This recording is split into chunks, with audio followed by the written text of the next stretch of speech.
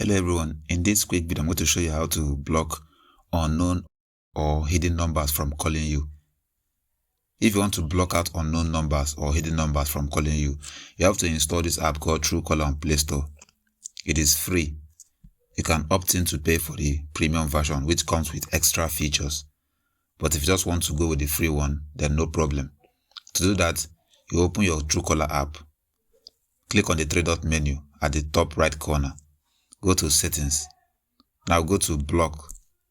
Scroll down and you're going to see the advanced section that says hidden numbers. Block any number that is shown as unknown or private. So when you turn this on, when someone calls you with a hidden number or a private number, it's going to block it automatically. So that's how you block hidden number or private number from calling you.